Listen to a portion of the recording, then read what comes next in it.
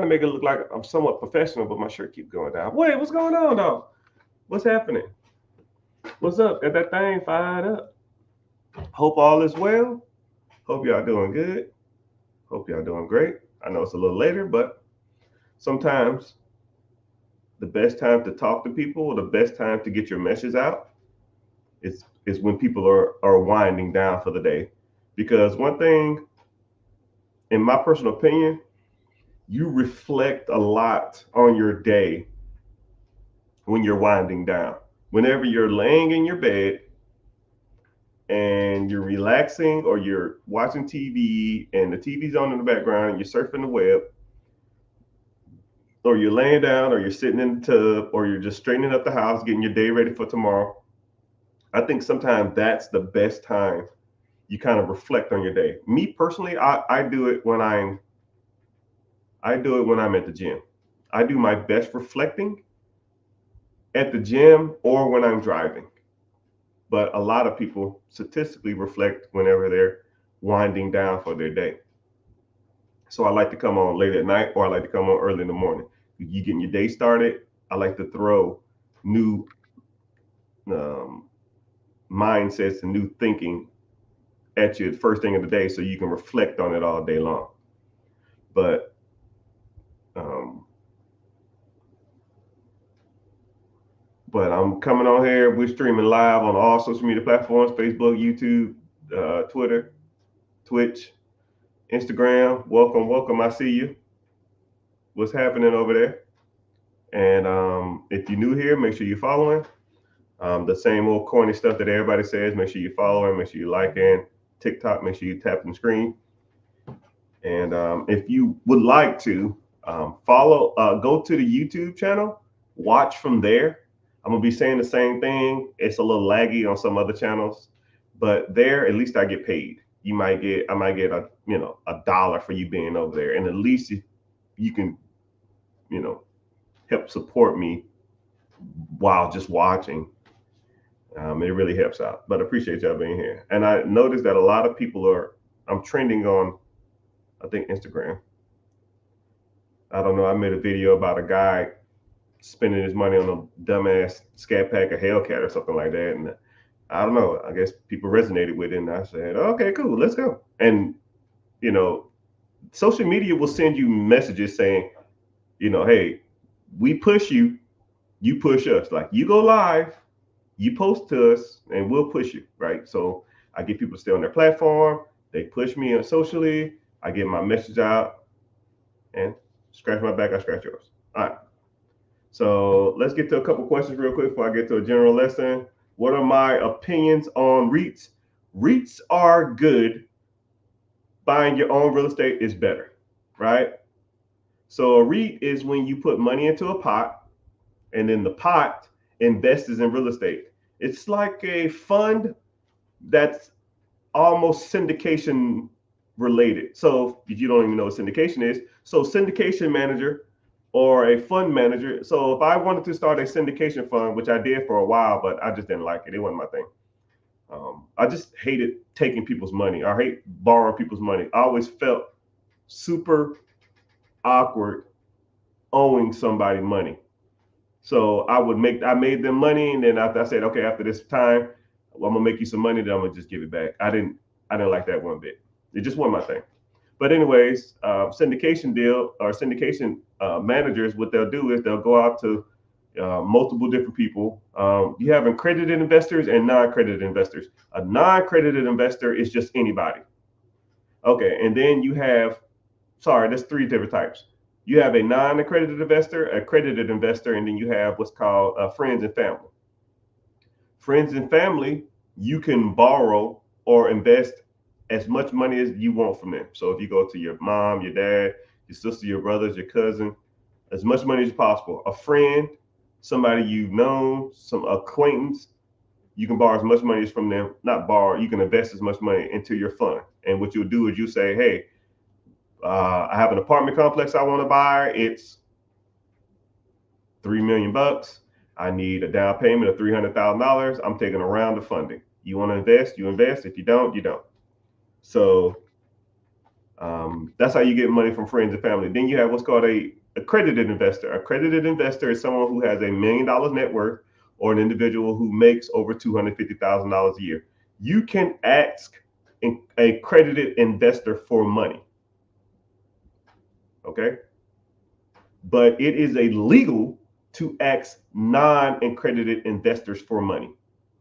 So if you don't have $1 million net worth or you don't make over $250,000 a year, it is illegal to ask a person who's not a friend or a family member who doesn't make over $250,000 a year or has $1 million net worth for money. So that's why you can't. That's why you don't see ad commercials for like, "Hey, how you doing? My name is Joe Smith. I want to buy this apartment complex. Do you want to invest with me? Send me money." No, you can't do that. That is illegal, according to the SEC. It's the Security Exchange Commission. So, how do you get out of the loophole of finding accredited investors or having friends and family who had that kind of money? The trick is to find people who want to invest with you, but don't talk about your investment until you become their friend. It's kind of like a little weird thing. That's how you kind of get away with it. So, hey man, what's going on? How you doing? Hey man, I see you a real estate manager. Oh yeah. Anyways, you like to golf? Don't even talk about it. Now let's go golfing. You want to go out to eat? Let's go to the club. You like girls? Let's go hang out at the bar. You like to drink? All right, cool. Get the hanging out for a couple times. You say, what do you do? Oh, I have a fund. I raise money for real estate. Oh man, how much you need? Oh man, I need about $200,000 for this one fund. But if you want to invest in it, since we're friends now, I guess we can. That's how you kind of get away with the syndication. But a REIT is when a company buys real estate and then you invest in the fund. And they put a whole bunch of money together and then they pay you a interest or a dividend. They typically range from 8 to 12%. So, moral of the story, if that answers your question, yes, REITs are good.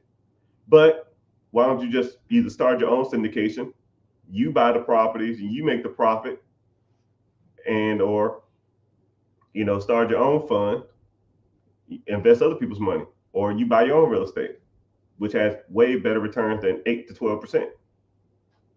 Or you can just manage the fund of a syndication fund, which they get the acquisition fee. Acquisition just a fancy word for buying something. Disposition fee is just a fancy word for selling something, and management fee or holding fee, which is a fancy word for day-to-day operations. So they might take 5% acquisition, 5% management per year, and then 5% disposition. So you buy a $3 million property, 5% of $3 million bucks, that's 150,000. Management fee, $150,000 a year, and then the disposition fee, you sell it for $4 million. Now you up $200,000 for selling it, and all you did was pull the money together, right? You don't even take any of the interest But if you put your own money in it, then you can do it like that too. But that's a whole nother story. I'm on a rant. Anyways, hope all is well. Hope we in here learning. Hope we got some good questions coming on. Mostly talking about dividend income. I don't know what that means. So let me see what we got. Who we got in here? Social media. All right. YouTube in the house. Twitch in the house. Twitter in the house. No Facebook ever, but it's all good.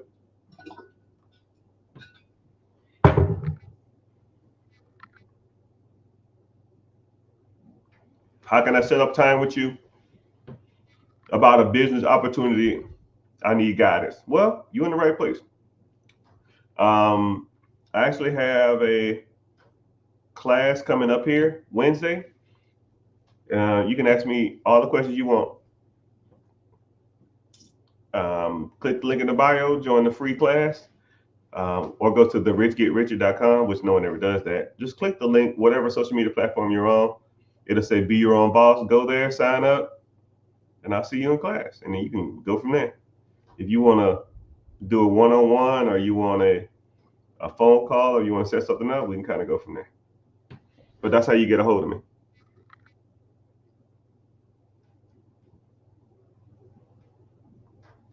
Thank you for the nuggets of knowledge. I appreciate it. What are my thoughts on Section 8? Oh my goodness, here we go. Section 8 is a good program for real estate. Okay? Section 8 is not the only program for real estate.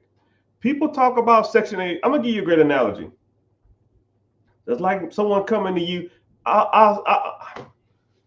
There's someone saying, what do you think about? I'm trying to think of a super popular team. What do you think about the Dallas Cowboys? Yeah, they're one team out of the whole NFL. They're a good team, but are they the best team?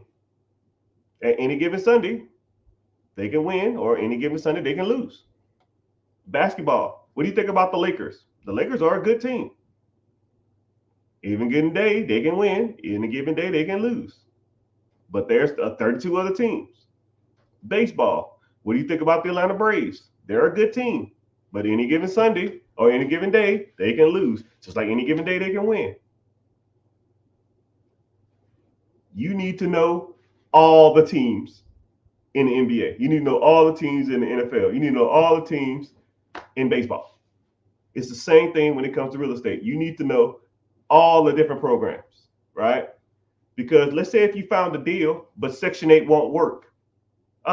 Well, I paid these gurus to teach me Section 8, and this deal, Section 8 won't work, or Section 8 in this state is crappy, or this is not a landlord renter friendly state, or Section 8 doesn't pay 90% or 100% or 80% or whatever the value of it is. Sometimes Section 8 gives you a small percentage depending on the state.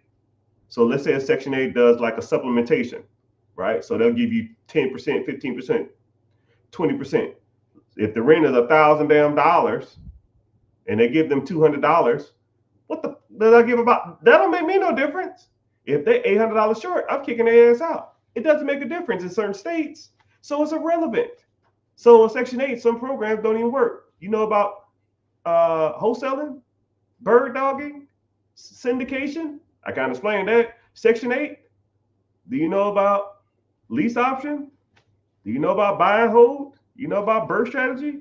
You know about fix and flipping? I mean, you know about banner signs? You know about tax liens or tax deeds? Every state is different, people. Every real estate deal is different. If Section 8 won't work, take the hat off, put on your owner financing or creative financing or seller financing or sub 2, right? Do you even know what sub 2 is? Some people might do. You know what lease options is? Some people do. You know what lease buyback is? You know what seller carry is? Some people do. You need to know all the techniques if you really want to get into real estate. And the bad part about it is I was buying real estate for years. And I thought I was the big dog. Oh man, I'm buying a property a month. I damn got all these people moving and shaking. I'm buying all these properties. And then you start meeting mother truckers that really move and do some serious numbers. And I'm talking to them about certain programs and certain things. And it was like, bro, what the are you talking about? Like I had 40, 50, 60 properties or whatever. And then you start meeting mother cluckers with 31, 32, 3,300 properties, 8,000 properties, 8,000 properties. Younger guys than me and you. I'm in my 40s, so guys younger than me. You got 8,000 units? How the hell you do that? Like this. Boom, boom, boom, boom, boom, boom, boom, boom. And I'm just like, I don't even know what that means. I don't even know what you're talking about. Yeah, I can tell you don't know what you're talking about. That's why you gotta learn. That's why you gotta learn. He ain't lying. I ain't gotta lie about no freaking money.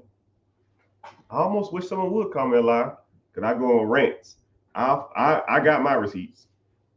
I'll Google and show you everything that you ever asked me.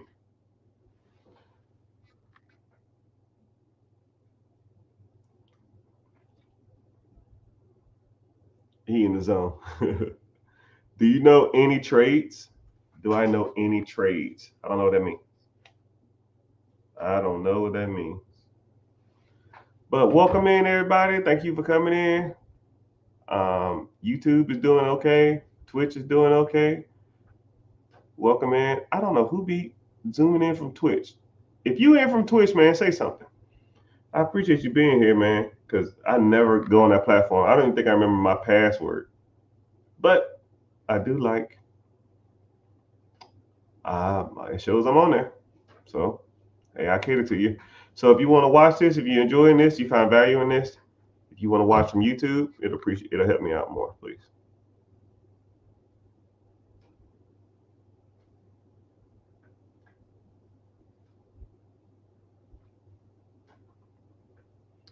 Phantom Towing, what's happening? I see you.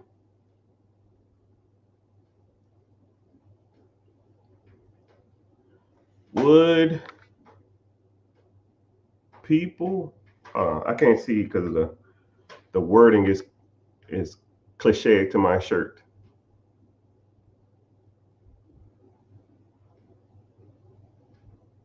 Would you find people who really wanted to help themselves? Would I find people?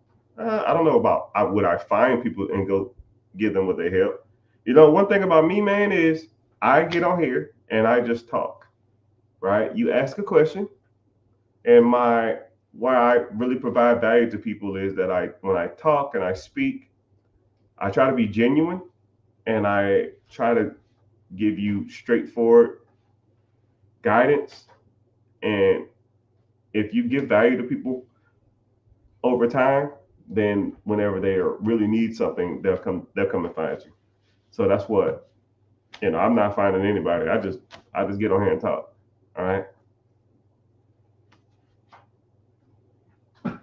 Someone said, any guidance for contractors? Yeah.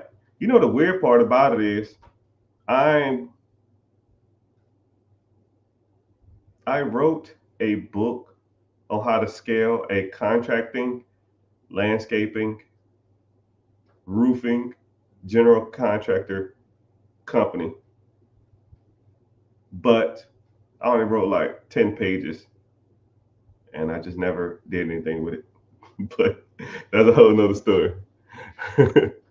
But if you wanted to get deep dive into it, we could, you could.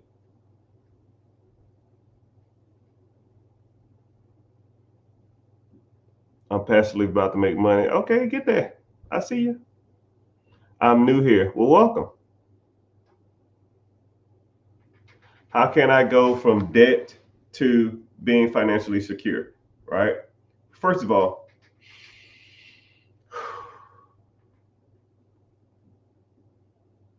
when people say stuff like financially free, financially secure, rich, a millionaire, or any of that type of stuff, that's almost like talking vague. It's like someone saying, hey, man, I want to be slow. I'm slow now and I want to be fast. Okay, cool. Hey, man, I'm overweight now and I want to be skinny. Okay, like what is that?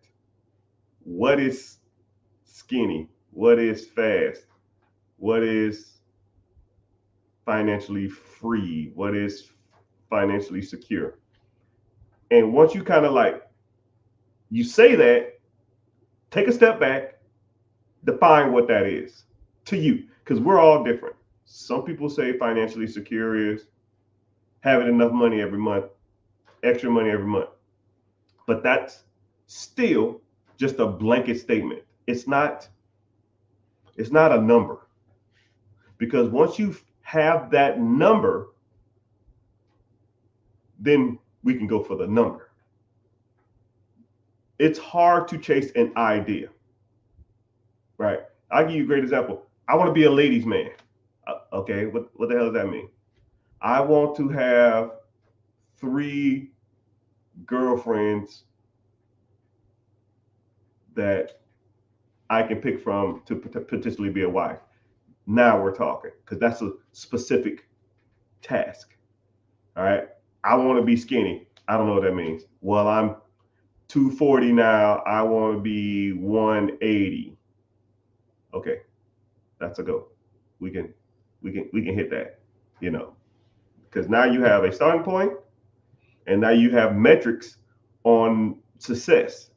230, 220, 210, 200, 190, 180. Simple.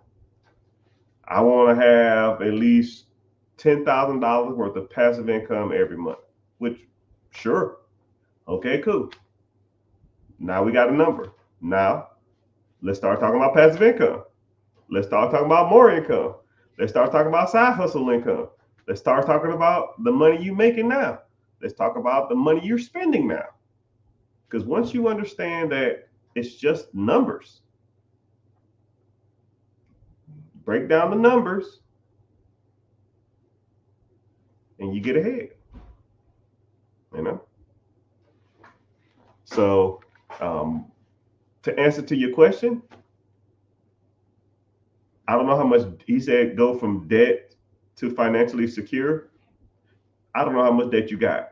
So we got to get rid of debt, because debt, good debt, puts money in your pocket. Bad debt takes money out your pocket every month. If you stop working, how much money are you bringing in every month? Most people is going to be zero, or even less than zero. Like, I want you to think about it, right? Because jobs are this idea that it's like a false sense of security, right? I want everybody to do this exercise. I want you to imagine tomorrow you lost your job. And I hate to be like negative, because I try not to talk like this, but this is just an experiment. You lost your job tomorrow, and you didn't work for the next 3 months. On average, month 1, month 2, month 3. How much money would, and let's say you had, I don't know, $10,000 in your account. How long, one, would it take for that account to get to zero? And two, how much money is going out of your account every month, and how much money is coming into your account, not including your check? Okay? I want you to really sit. I want, if you don't remember nothing today, right? Because this is learning, it's a stepping stone. If you don't remember anything today, remember that. Hey, we got to do some layoffs. The economy is a little tanking. We got to let everybody go. It happens all the time. And let's say you couldn't find another job for 3 months. One, how long could you survive without a job? Two, if you had $10,000 in the bank, which I know most people don't, but let's say hypothetically you had $10,000 in the bank, how long would it take before it's gone? How much money goes out of your account? And another easy way to do how much money goes out your account every month, and how much money comes into your account that you don't work for. You know? And once you start sitting back and looking at it like that, now you really truly understand income that you don't work for. If the answer is no, zero income, no income coming in, you have a problem. You have a problem. If you are solely relying on a job to pay your bills, to maintain your lifestyle, you have a problem. Jobs are not loyal to you. I don't give a damn how long you've been there. I don't know how important you feel you are. They will let your ass go like this and not give two damns about you. They'll fire you tomorrow and have your replacement there on Thursday. And on by the next Monday, they'll forget you even worked there. Right? I mean, and then the bad part about it is, stop me when I'm lying. right? You know how many jobs I've had in my life, right? I did 22 years in the United States military. The last day I left, nobody, except one dude I talked to, we was good friends for like 5 years. One person I talked to is still there. 22 years of military service, one person. One person messaged me, and one person messaged me talking about fantasy football, but it was like a joke. Not like, man, how you doing? What's going on? Is everything okay?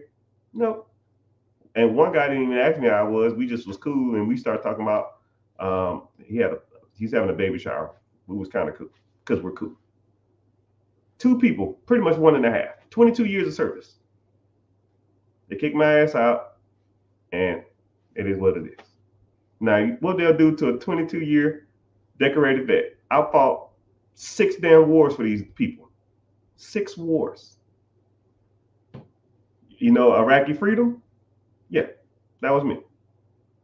I helped shut down the base in Iraq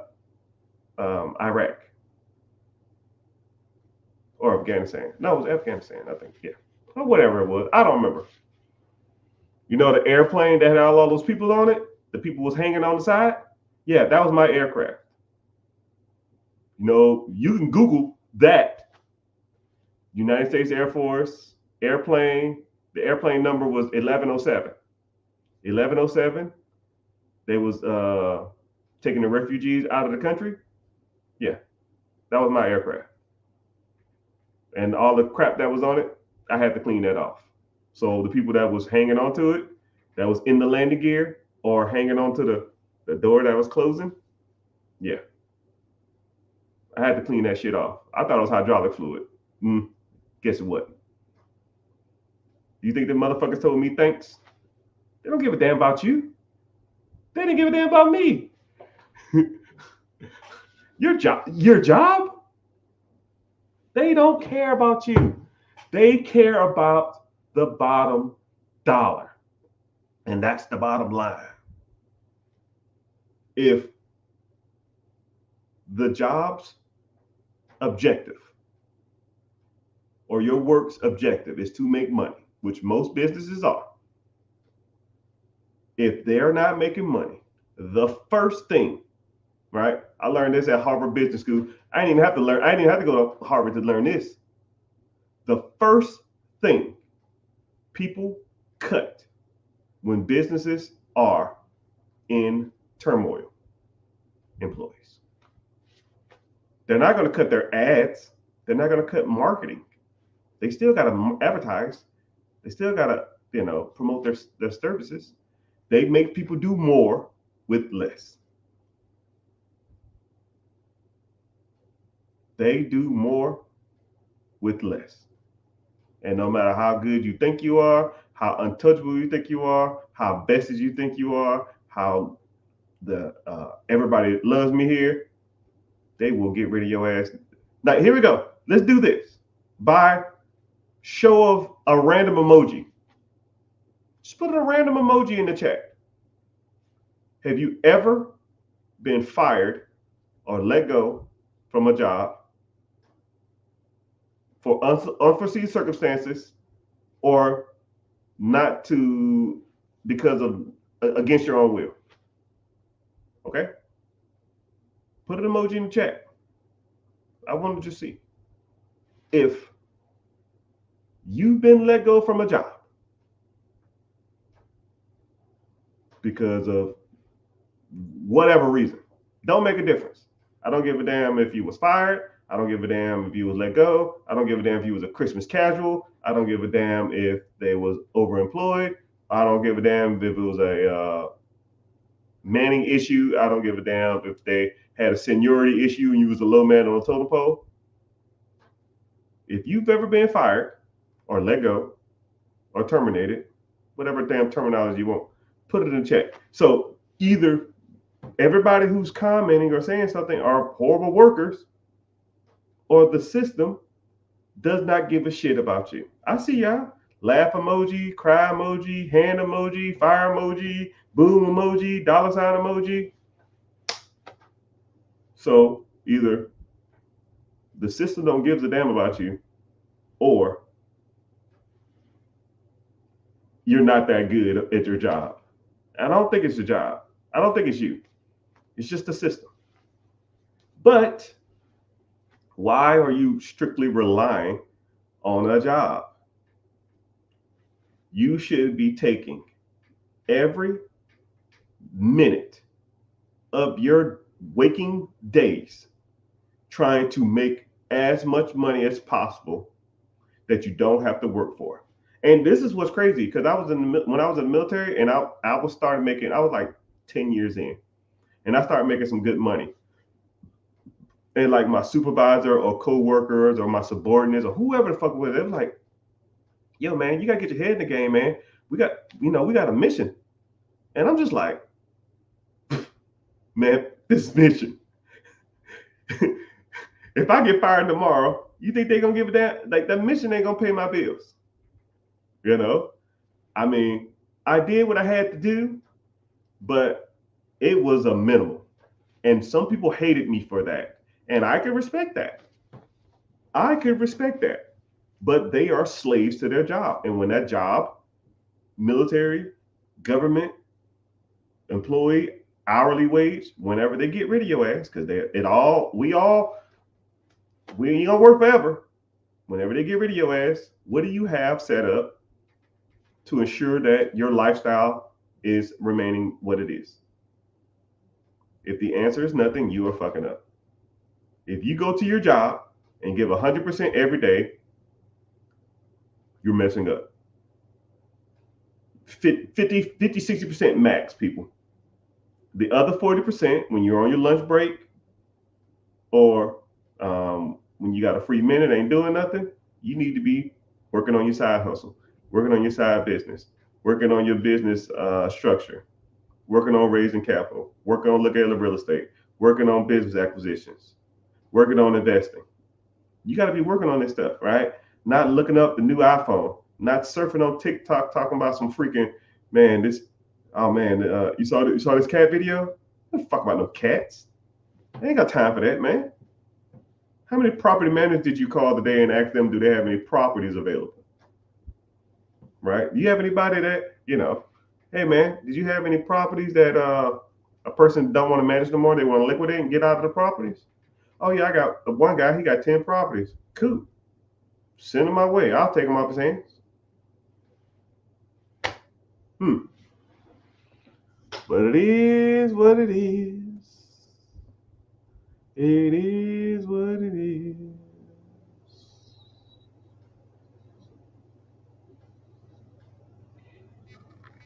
They not like us. They not like us.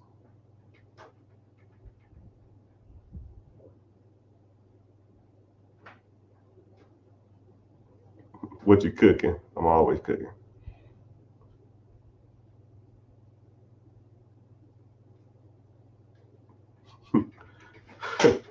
Why always get somebody in the comments talking about Kamala or Trump? And y'all know my opinion on that too, man. All that shit's bought out, right? I gave the example yesterday, but hell, I guess I'll give it again, right? I donated money to a candidate, and those mother cluckers, his team called me every week. Hey, how you doing? You need anything? No, don't need anything. Oh, okay, cool. 'Cause I gave a decent amount, right? If you want to try to guess what you think of how much I gave, put it in the comments. And then all I said, I wanted to talk to the guy or the girl. Said, okay, we'll see if we can work something out. 3 days later, I got a call. Talked to one of the big dogs for 3 minutes on the phone. And he asked me, did I need anything? I said, no, just wanted to talk. Said, okay, cool. That was that. You think your vote really makes a difference? You think these people out here, you think politics do what's best for you? No, they cater to the stock market and they cater to business owners. They cater to people that can really contribute to their contributions in their campaigns. Now think about it. Kamala went to some, I think it was it was a black fraternity, I think, or black sorority, and they raised her $1 million for in her campaign, and she showed up and gave a speech. So I want you to think about that. $1 million and a presidential candidate will show up at an event that you're hosting and give a speech. What about 5 million?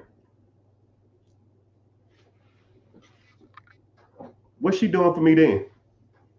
I think her first week initially running for office, she raised $11 million. Let's say if I gave 10. You think your vote or your support gonna get more pull than my $10 million contribution?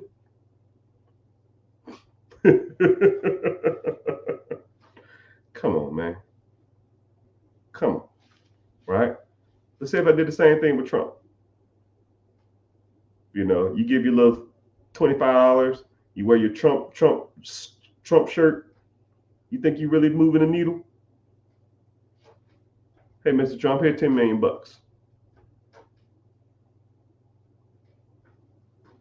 Best believe I'll get a call from his ass tomorrow morning. I best believe. And I'll say, hey, what's the next event you got? I want to come through. Oh, sure. My team will set it up. Fly out, probably meet him backstage, shake his hand. I say, hey, yo, since more likely you're going to win this, I need a favor. That's how the shit gets done. So when y'all talk about politics, y'all ain't got a clue. Hate to be a butthole about it, but it's all good. Do I think college is worth it? Yes and no. More so, you know, the things I learned, I think it's a combination of a lot of things. Do you need college? No. Do I think it's worth it? No. But do I appreciate it? Sure. I think I learned more in 4 years in the military than I did 4 years in college. But I honestly think there's like 4 major significant events that taught me more about my day-to-day stuff than any of that. First of all, I had to take a what's called a BIC in the United States military, basic instructor course. And it taught me like pitch, tone, vernacular, presentation, conveying a message, like how to public speak. And it was like 7 weeks, 8 hours a day, 7 days, 5 days a week, 8 hours a day, 5 days a week for 9 weeks. I learned more in that public speaking big instructor course than 90% of the shit I learned in college. That, and I almost recommend everybody to do this, right? You can do BNI, you can do Toastmaster, and that type of stuff like that, where they make you better public speakers. That type of stuff, worth every penny. And then the first day you get in there, they'll say, okay, cool. You need to give a 3-minute speech on who you are. Go. No prep time, no nothing. You just like, and then they'll say, okay, cool. Come back next week. We learned what we did right and wrong. We record each other, and then we watched it. A week later, we had a public speaking event. They gave us a random subject. Mine was, what are the benefits of being an ant? They said, what's the benefits of being an ant? You have 30 seconds to get your talking points. You need to talk for 5 minutes. Go. 30 seconds. What are the benefits of being an ant? So I'm going to give you some public speaking 101. First, you need an introduction, then you need a summary, or then an entering summary. Then you need talking points. And then you need, that's pretty much it. For a 5-minute speech, it's not that long, right? So you have a strong shell, you're super strong, and you work all day, but you work for a passion of loving your queen or something like that. I forgot what I said. Introduction. Hey, how you doing? My name is Ernest. I am a worker in Salem, Massachusetts, and And I just blah blah blah blah blah. Once you kind of get it, once they kind of, and then we went from 5 minute speeches to 10 minute speeches, and then we went from 10 minute speeches to 15 minute speeches, to 15 minute speeches to an hour long speech, and then the hardest one was an hour long impromptu random subject speech. I don't know if you ever had to sit there and talk for an hour on a subject that you don't have no clue about. But once you mastered public speaking, you got it. Anybody in here can give me any subject. 3 hours straight. That's the power of learning proper public speaking. 3 hours, any subject, any. I don't give a shit what it is. Like I'm talking now, just talking. Just talking. No subject. Thank you for the follow, whoever just followed me. Appreciate it. You got to learn that type of stuff, man. And then like people come up to me and say like, yo, man, I want to go raise capital. I want to find some private investors. Cool. I'll give you 30 seconds to think over your thoughts. I want you to pitch me why I should give you the money. It's got to be 5 minutes long. It can't be shorter than 4.5, and it can't be longer than 5.5. Go. Man, I don't know what to talk about. So why the hell am I going to give you damn information? You can't even talk to nobody. If somebody walked in this room right now and they say, hey, how you doing? This is a Japanese investor. He's looking to buy $45 million worth of apartments in the United States this week. I felt like he was the guy you come to. Cool. Hey, how you doing, sir? Welcome to America. How was the plane trip? Oh, man, that's crazy, man. That jet lag is weird. What's the hour differential? Ain't it like 14 hours or something? Oh, man, that's crazy. I visited Japan once. I was in the United States military, and I visited Japan, and it's great food, great culture. I love it. It's very beautiful over there. What part are you from? Oh yeah, I always wanted to visit up there too. That's more north, right? Is it kind of cold? You see what I'm doing? I just made that shit up.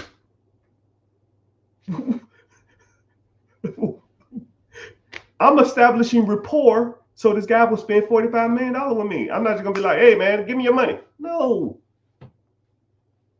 And what's crazy about it, I've never even been to Japan. That skill. But that's what makes me the best. They not like us. They like us.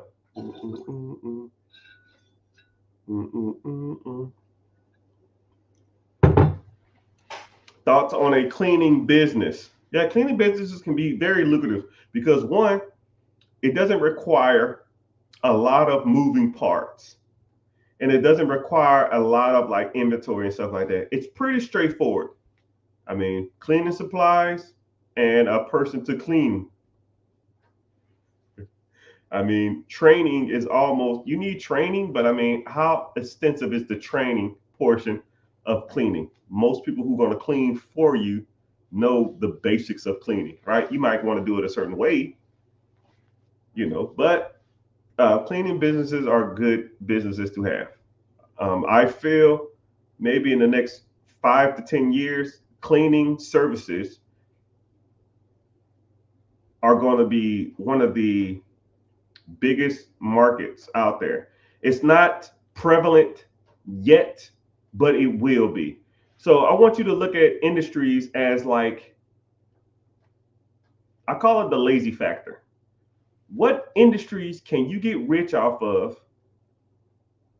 people's laziness that has no main competitor? Think about it like this. If I don't want to drive somewhere, I call Uber. If I wanted not to cook, I call Pizza Hut.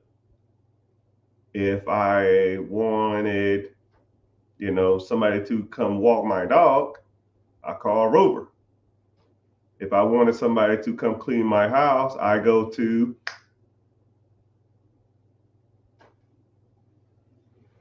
and that's where you make your money at. There's no industry. If I wanted to go to a laundromat, what laundromat would I go to?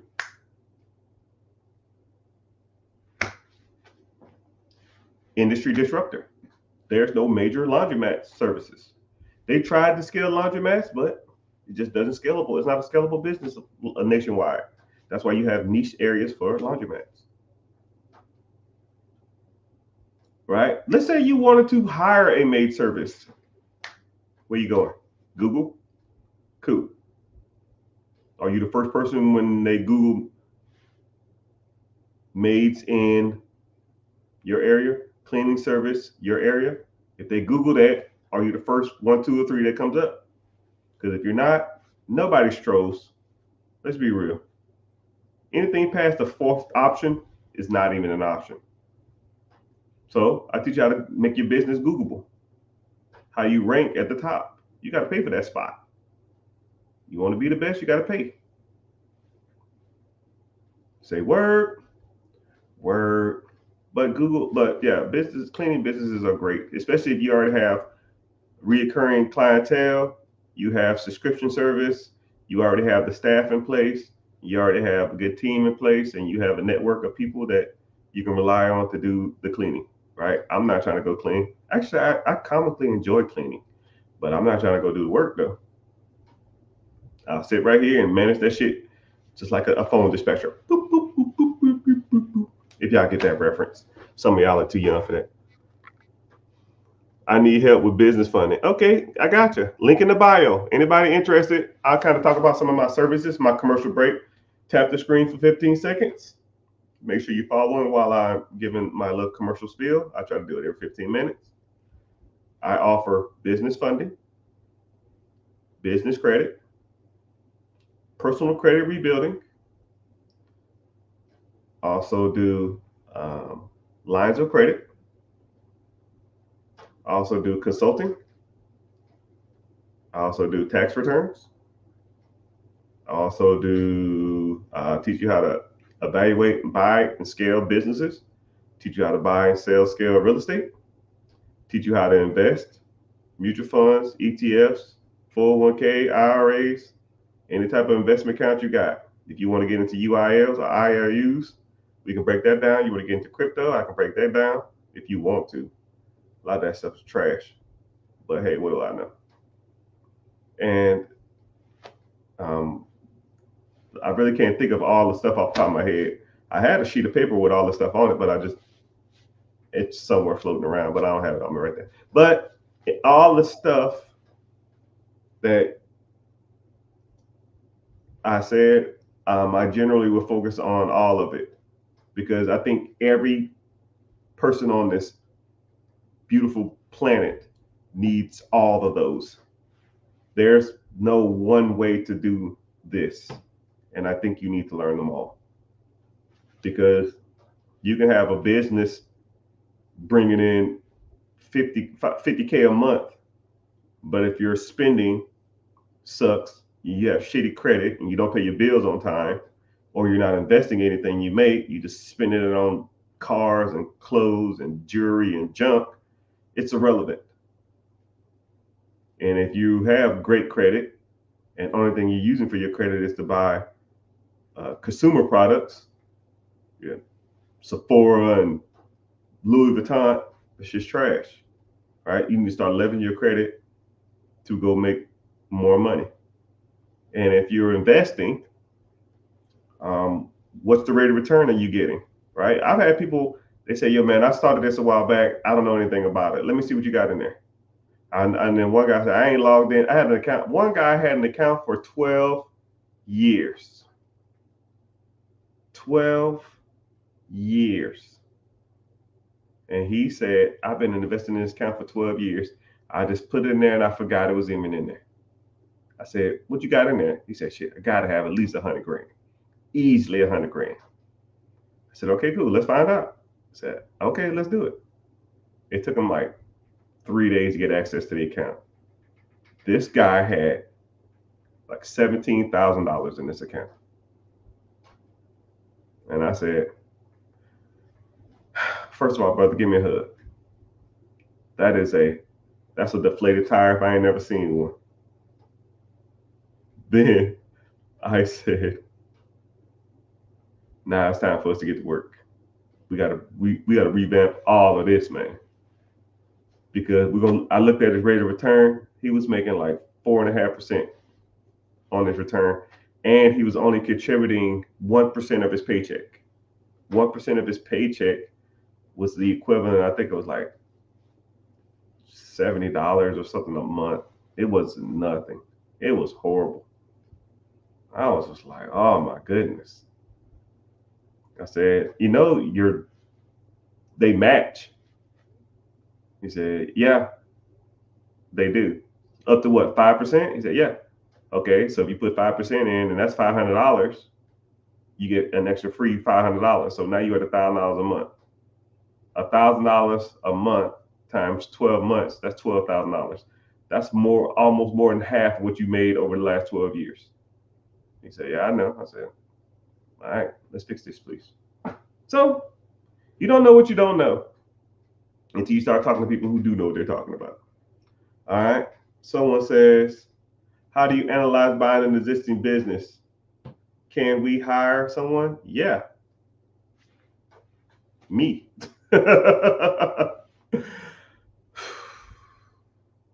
If you wanted to evaluate, you want to do an existing business, there's multitude of things you want to focus on. You want to focus on cash flow, the P&Ls. You want to focus on existing debts. You want to focus on the different types of loans. You want to focus on down payment. You want to focus on your credit score, whether you own that type of business or if you even know anything about that industry. And there's a multitude of loans and different programs out there to acquire those type of loans. If you want the government assistance, which is the best way to go, you're going to need a 680 credit score. And there's multiple different packages: SBA Express, SBA Flat, SBA 7A, SBA 504, and then a general business loan. General business loan is $5 million or more. More likely, you're not going to even qualify for that. But if you want SBA 7A, you're going to be between $350,000 and $5 million. $5 million at a 10% down payment of a 680 credit score, you can buy that type of business. And then you got to do what's called debt servicing. Debt servicing is when you're sure that that money that comes in from that business can cover the loan. So for example, let's say if a business is making cash flow to you, SED, seller discretionary earnings, which is, let's say, is bringing in $100,000 a year to you, your pocket. You buy the business for $1 million. So the $1 million, you're going to put $100,000 down. So your payment is going to be, you're going to have to finance $900,000. $900,000 at a 10% interest rate is $90,000. So you're going to finance from the bank $990,000 over the next 10 years. $990,000 over the next 10 years is $99,000 payment every year. $99,000 payment every year. But if you sell a discretionary earnings or your cash flow is $100,000, you're bringing in $99,000. You make $1,000 a year, or comically something in the range of like $88 a month. Do you want to make $88 a month while taking on $1 million debt and putting $100,000 down? No, that is dumb. You need to know how to evaluate businesses. That's why I teach you. You need to learn. If you want to get into it, click the link in my bio.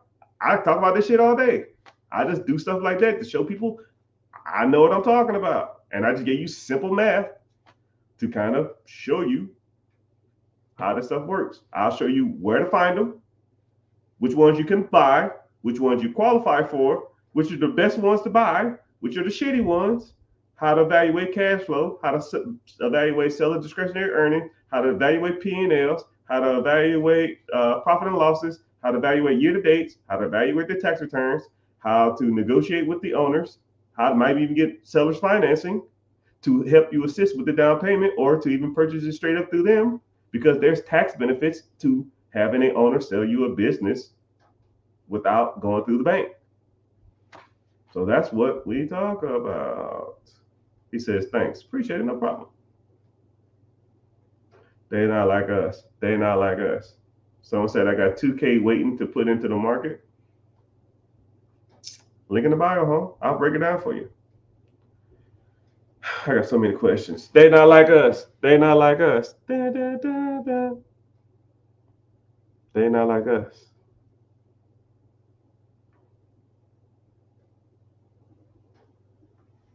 Someone said, I made $70,000 in passive income from buying a franchise. Took 2 years. Hey, too easy.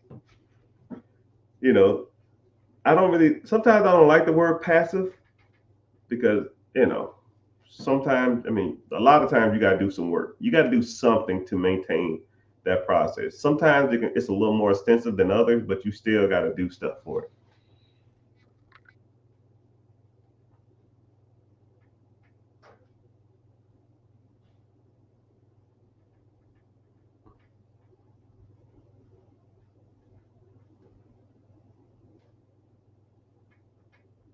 Someone said block somebody as a scam account. Uh-oh, say less.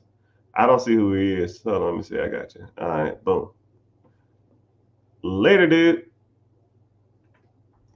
Boop. Yeah, don't be getting in the chat. Be trying to hype people up, tell them bull crap.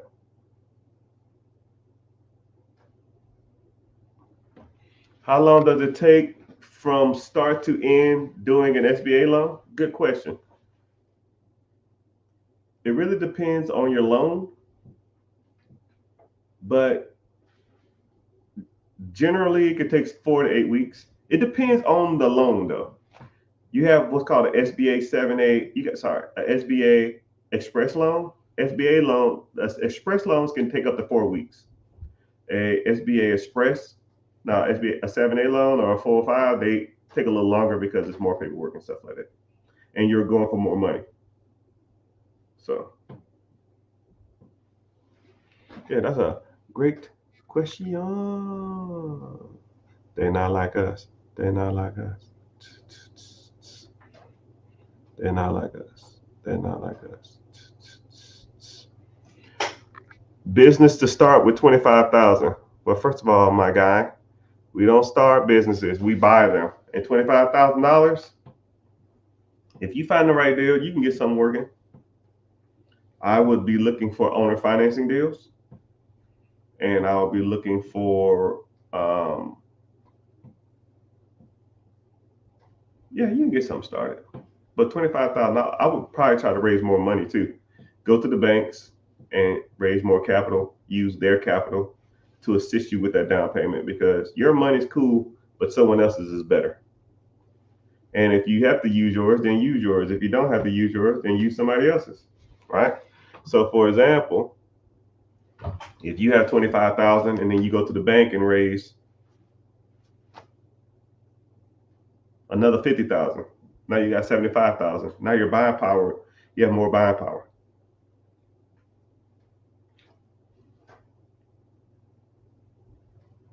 So, just something to think about. I like to, you know, tell people they have more options than just what they see in front of them. You know, capital is not hard to raise, but it is a process. You have to know what's going on. You have to know what you're doing, and you have to understand the risk of raising capital. It's crazy, man. I'll show people how to evaluate businesses. I show people how to buy real estate, and then while I work on their business structure, and then I'll get them funds, and as soon as they get the funds, it's like I never hear from them again. It's almost like you already know what they're doing. I mean, you don't got to hear me say the same stuff over and over again. You kind of get the gist of it. But it's all good. 25 grand, that's a decent amount of money, though. You can get a lot started. Someone said, I have $3.8 million net worth. Awesome. I have $1 million in the house. I'm 63, $400,000 worth of income. So where's your net worth at? If you have it's weird. You have $3.4 million net worth. You're 63. You make $400,000 a year. If your house is worth $1 million, probably paid off, you have a $3.4 million net worth. So you have 2.4 in probably 401k and other assets. Shit, you almost at the finish line, man. I would get into like some type of fund that pays dividend or pay interest every year. But 2.4 in the right account, if you had that kind of liquid, I'll probably put you at like 1.5 liquid. 1.5 liquid. I'm gonna put this on my handy dandy calculator. And then your pension and stuff like that's gonna pay out every year though. So how you make $400,000 a year? What the hell you do?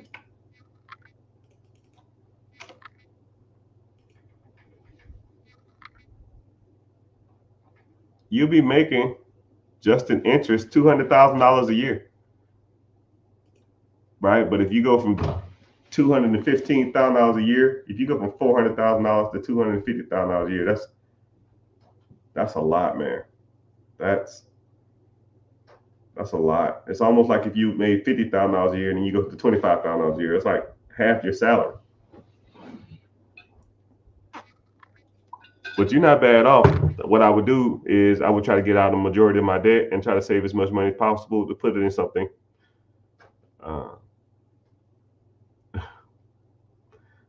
Someone said I've been drinking. You better not.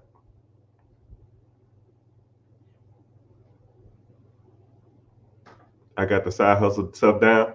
Yeah, I'll meet a lot of people that got good side hustles, but they don't do nothing with the money.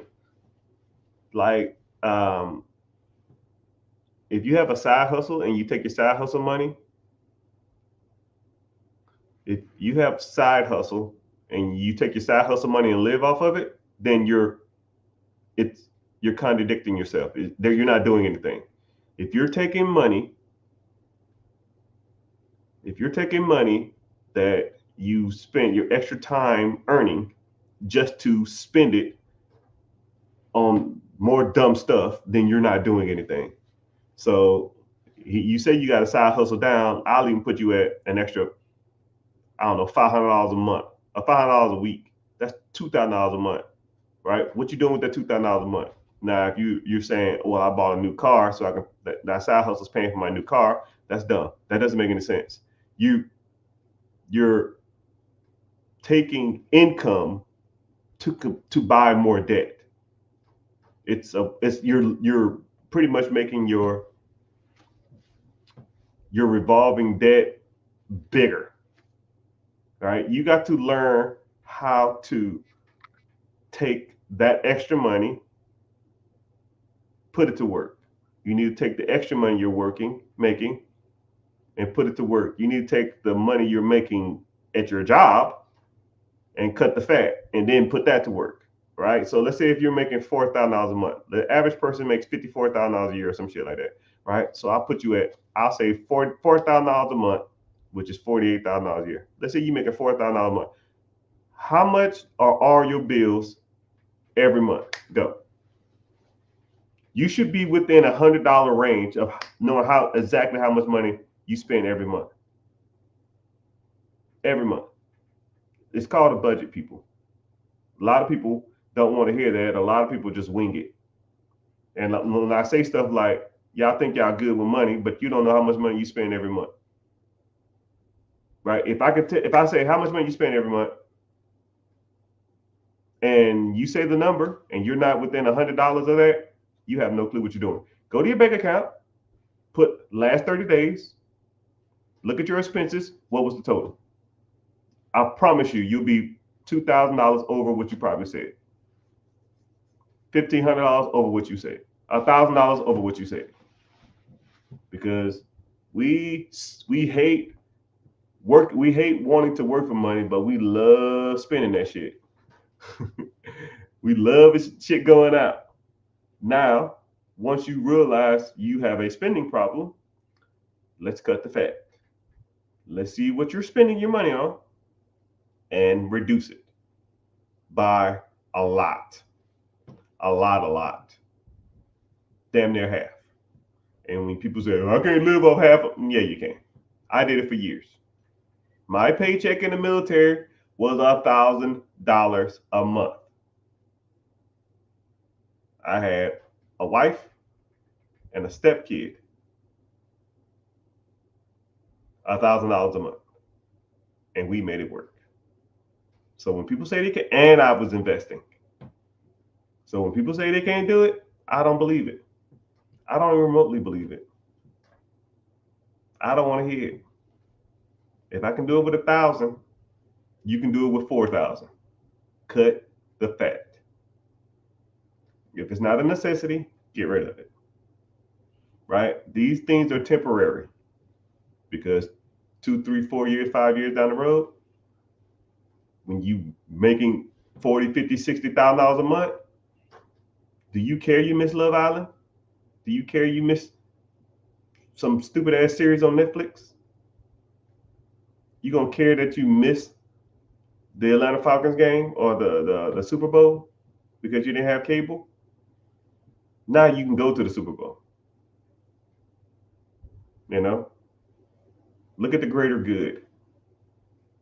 Sacrifice some football games to be the number one donor at the football games. You a college fan? You want to watch the college games? Or you want to be the number one booster of the college, your college team? And the players will come with you and hang with you during like certain holidays and stuff like that because you're one of the number one boosters who donated tons of money. You're the guy or girls who sit on the sideline or stand on the sideline because you contributed so much money. That's a flex. Not, did you watch Love Island last night? Did you watch the Grammys last night? You watched the BET Awards last night? I don't give a fuck about that. Don't care about that. And you shouldn't either. These worldly things that you've been conditioned to like are all trash. They're all a distraction to keep you working these bullshit ass jobs and working and doing these minor tasks and getting you to forget your damn dreams. And a lot of people don't see it like that. Think that shit's a game. I mean, I think it's, you got to give up something. Either you got to make more money, or you got to cut the fat, or you got to work on a side hustle. I recommend all three. If you could tell me who won the Super Bowl last year and you broke, you're fucking up. If you watch any of the Olympics and you're broke, you're messing up. If you took a vacation this year and you're broke or living check to check, you are messing up. Well, Mr. Richard, life is short. Yeah. You know what ain't short? 8-hour work shifts, an hour commute every day. That shit ain't short. You know what's short? My commute from my bedroom to my office. That's short. You know what's short? The amount of time it takes me to get wired $100,000 off a real estate deal. That's short. You worry about the wrong short. You worry about the wrong short. Life is short. No, my patience is short. For people that say stuff like that, that's what's short.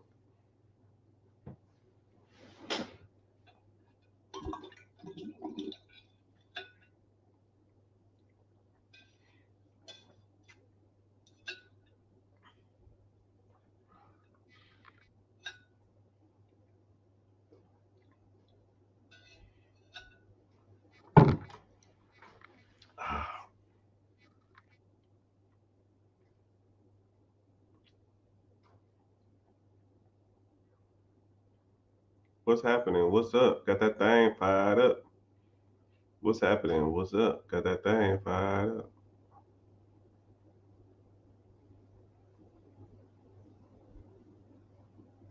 What's happening? What's up? My dog. What's happening?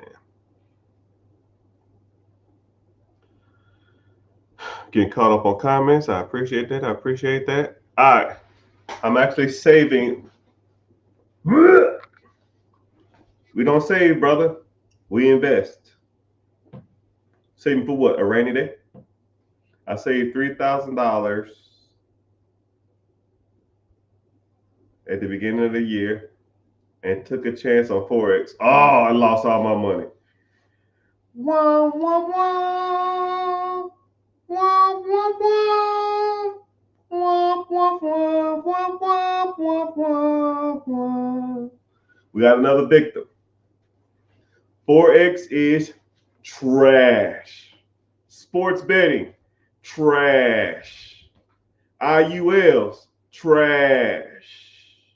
Crypto, trash. Scat packs, trash. Really? Yeah, really. Trash. How we go? Here's my logic and thinking on Forex trading. And I'm going to give you a little quick analogy called think tanks. Okay? Okay? Whenever you get to a higher level of investing, right? Day trading, calling shots, puts, stop loss, all of that kind of stuff. Whenever you get into that type of stuff, watching the market, trying to ride the waves and stuff like that, there's levels to it. You can be the best Forex trader in the world, but you will never, ever outperform hedge funds and think tanks. So what a think tank is, so I want you to think of a company right there, right? So you have brokerages or financial houses, and then you have hedge funds, right? They're kind of the same thing. A brokerage house is like the big dogs, right? The Fidelity, the Charles Schwab, the Goldman Sachs, all of those guys. And within those, they have what's called think tanks. And in those think tanks is a group of people, and all they do is talk about money, the market, trends, trying to ride waves or ride waves up or ride waves down. They try to ride up cycles and short down cycles. Now, I got a job offer to be a think tank guy. You get a flat fee and you get commission depending on how good you do. So, for example, let's say my salary was $300,000, and then I met one of the people that also did it, but they worked there, I didn't. They hire the smartest financial people out there. The MITs, the Harvard, the Yale, the Princetons, the Browns, the Cornells, the Stanfords, some of the smartest people in the world. They're super, super nerdy. They're super, super analytical. And they still get it wrong. And you're telling me that you're going to outthink and perform guys and girls who sit in pretty much offices and rooms and collaborate and think of all the different ways to make money. This is their day. They get in there at 9 and they probably leave at 8. 10 hours a day. That's all they do. And you trying to like ride a TikTok trend, or you might have a good hunch about something, and you're going to outperform these guys while sitting in your basement eating a cucumber sandwich while the kids running around talking about daddy, daddy, take me to the park? No, not even close. You might get lucky every once in a while, but statistically, you cannot predict the market. Nobody can predict the market. These are the smartest people in the world, and they still get it wrong. And you're going to do it sitting in your pajamas, watching Maury, eating ice cream at 2 a.m? Forget about it. That's why all that shit over time loses. Because you might hit every once in a while. Even a broke clock right twice. You might hit every once in a while, but over time, statistically, you will not win. I hate to be the bearer of bad news. I'm not trying to damn bust your bubble. I'm not trying to be an asshole. It just doesn't work long term. If you want to generate wealth and be rich in America, you have to play the long game. You will not get rich overnight. You will not get a hunch that a little, and then bet the farm on it. And if you do hit, congratulations. You statistically beat the system once. Take your winnings and never touch it again. But you know what people do? They got 3,000. They put it on something. Now I'm up 1,000. They took the 4,000.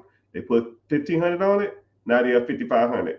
Shit, I got this down now. They put the whole 5,500 on it and they lose.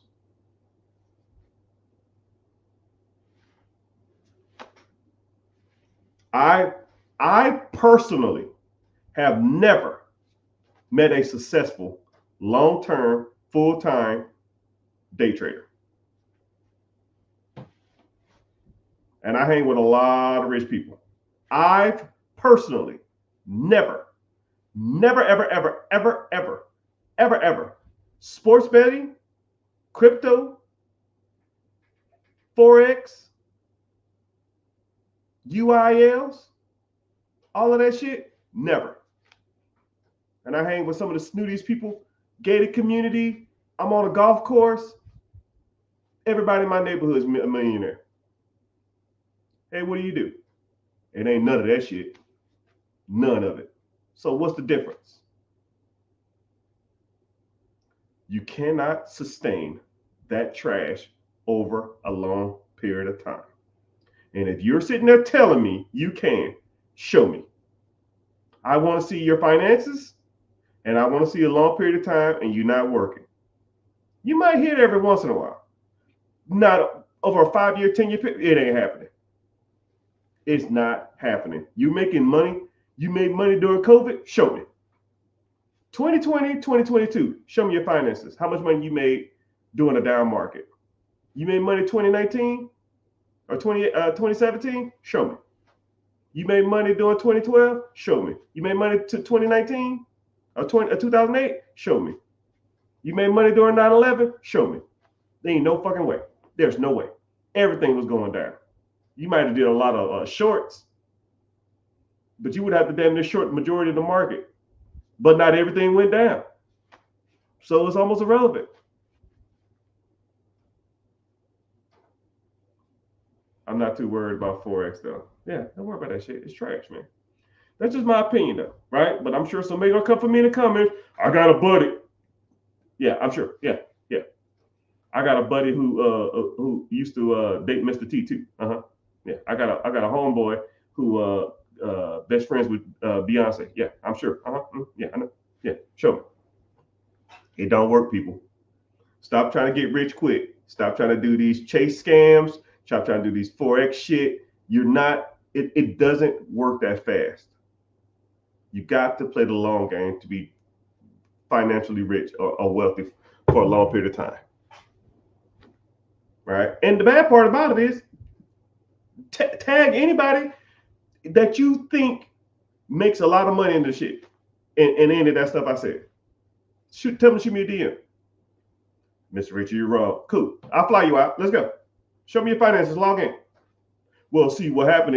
Get the fuck out of my face. Bye. We'll see. Technically, no. Let's rip the Band-Aid off. Right? Look, here's my businesses. Here's how much my businesses make. How long I've been doing this. Here's my numbers. Here's my tax returns. Next, your turn. We'll see what happened is I did no, piss off. I don't want to hear it. Don't want to hear it. I'm thinking about buying a solar panel company or a roofing company. It'd be worth it. Ooh. I actually have a buddy who teaches you how to scale from the ground up roofing companies. So if you ever really want to get into it, shoot me a DM or click the link in the bio and join the free class. Treat her right. You got that, treat her right. What's happening, sirs, man? What's going on? Someone said I need to get my crap together. Yeah, we all do. Right? I mean, one thing about it is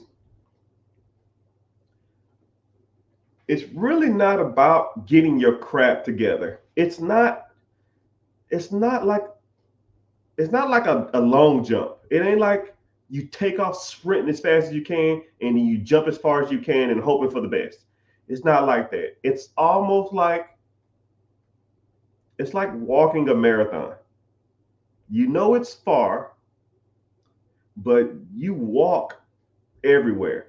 Now you just have a destination. You just got to start. You just have to start. You just have to get your shit together and start. It ain't a sprint, jump as far as you can, hope you make it to the other side. That ain't gonna work. You have to start walking, and then once you get to a goal, let's set a goal. Okay, let's do a half a mile. You get that half a mile, cool. Let's stop, take a break, get some water, cool down, relax for a second, stretch out a little bit. You ready? All right, let's get to walking. And that's how you do it, man. And then one day you'll look back and you're like, holy shit, I done walked 10 miles. Okay. Was that bad? Actually, it really wasn't. I thought it would be worse than that. A lot of people think it is. You just have to start. You just have to do something, and you have to do something that is actually, I hate the term moving the needle. You have to do stuff that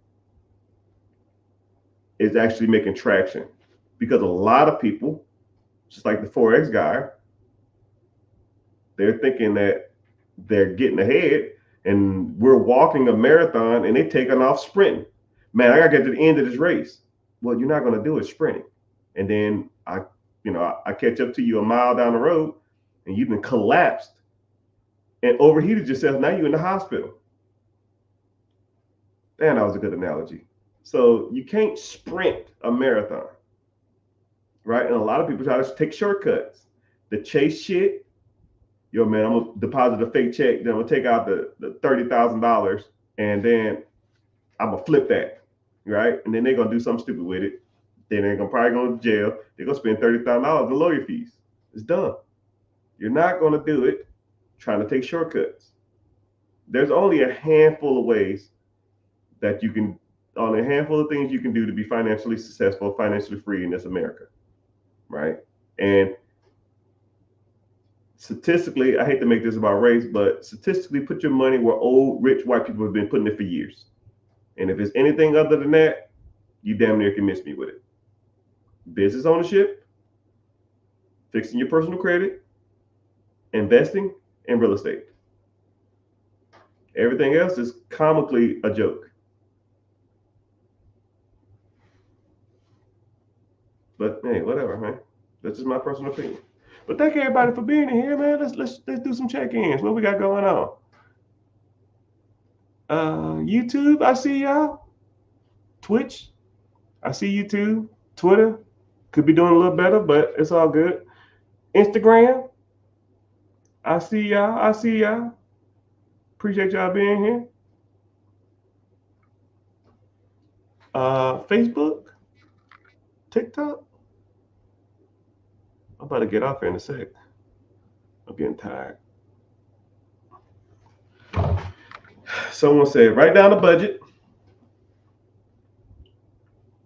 get out of debt, quality relationships, save your money, invest, index funds. Yeah, that's a good start. There's a couple things I would change though. All right, here we go. Let's focus on that. Writing down budget. I'll use like a weight loss program as an example. Like we've all told ourselves, man, I'm gonna cut the fat. I'm going to lose weight. I'm going to eat better. And then you'll do it for like 3 days, 4 days, 5 days, and you're just like, I need a pizza, right? What a lot of people don't do is they don't factor in like junk, or they don't try to taper themselves off.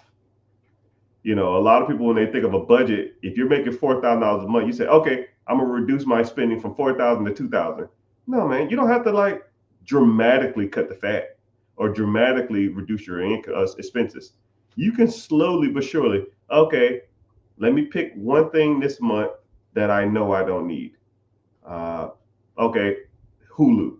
Let me cut Hulu this month, and then 2 months from now, I'm going to cut something else. You know, and then but you learn to live without certain things. Or next month, I'm gonna cut something else. Or next month, I'm not gonna eat out as much. Or next month, I'm only gonna have a budget of $200 to eat out, and then I'm gonna reduce it to $150 a month. Then I'm gonna reduce it to $100 a month. Then I'm gonna reduce it to $50 a month. Will I just get rid of eating out? Probably not. So let me reduce. Let me just at least get $50 to eat out a month. And now you go, you know, you slowly but surely you're winging yourself off. It's like when you're, you know, if you're an alcoholic or you're in drugs, you're trying to go cold turkey. It's kind of hard to do. You have to start winging yourself off. It's the same thing with a budget, and it's the same thing with your finances. You're not just going to wake up one day and say, "Oh, I'm ready to be rich." Cut all my expenses, cut everything, cut the fat. You know, I'm kind of dramatic like that. I would probably do it, but you don't. Most people aren't like that, right? I'm kind of a different animal. So if you can't do it like that, just take it 1 month at a time. Cut one thing every month or every 2 months and see if you just have to have it. And if you have to have it, I guess you get it back, but then get rid of something else. But inevitably and eventually, the goal is to get um, to have a budget that's so tight, you know how much money you're spending every month, damn near to the $50. Anything over to that, you're messing up. Then he said, get out of debt, which there's good debt and there's bad debt. Good debt puts money in your pocket every month. Bad debt takes money out your pocket every month. If you stop working, how much money is coming out your account? That's not a living expense. Like you have, you know, a house is a living expense. Cars, do you need a car payment? No, you don't. But some people consider them living expenses. I don't. You don't need a damn $50,000 Hellcat. You know, I had a buddy. I don't know if he's watching this or not. If he is, oh well. He had a $65,000 Hellcat and a $45,000 F-150. And I said, yo, bro, you got damn near $110,000 worth of car payments. He said, yeah, man, I'm a bigger guy. The Hellcat's for fun. And then I use the truck as like my cruiser every day. And in his head, it made sense. And I was like, what's the payment on this? He said the truck was 8, the Hellcat was 12. I said, you spending $2,000 a month.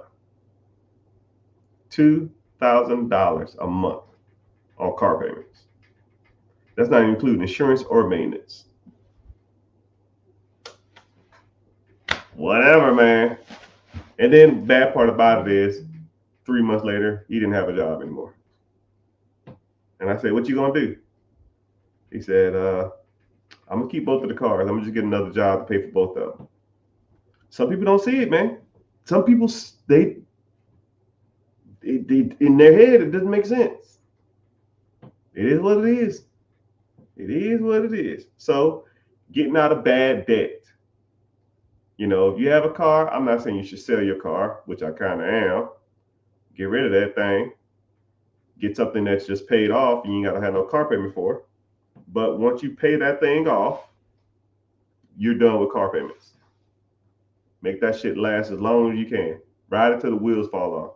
If you're driving down the street and it's leaking from the window and it shakes real bad at 50 miles per hour, I do not care. Get it fixed. It'll be way cheaper than buying a new car, especially for the damn new payment. Get out of bad debt. If it's making you money, don't pay it off. If it's not making you money, get rid of it. Revolving credit, credit cards, consumer credit cards, that's just trash. Get rid of it. Quality relationships. Yep, you need to start associating with and hanging around people who make good money or make good financial decisions. There's tons of places you can hang out or start associating with people who are financially free and financially savvy. I'll give you some off the top of my head. BNI groups, Toastmaster groups, Cars and Coffee, bike clubs. You know, like some of these guys who ride some of these expensive ass bikes and these bikes club, they have like $4,000 or $5,000 bikes.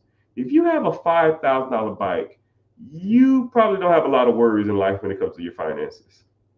Once you start hanging around those people, then you will start indirectly learning more about finances and money. And the bad part about it is a good road bike is only like $150. You can go to like Craigslist, not Craigslist, Facebook Marketplace and find a good road bike for $150. And then you'd be riding next to guys with $5,000 bikes. But you'll just say, hey, man, I'm thinking about getting into cycling. I've been cycling around my neighborhood. And, now you're getting in shape and you're hanging around rich people. Cars and Coffee. You don't even have to have a car. Just go and talk to the people. Hey, man, this your car? Yeah. Oh, man, what year is this? 72? Yeah, my dad had a 73. He sold it. My mom sold it when he passed away, and I was so mad at it, right? They didn't even get the value for it, what they wanted for it. How much is, if you had to put a value on this, what do you put it at? I don't know, 75,000. Oh, okay, cool. Yeah, we ended up getting like 30 grand for it.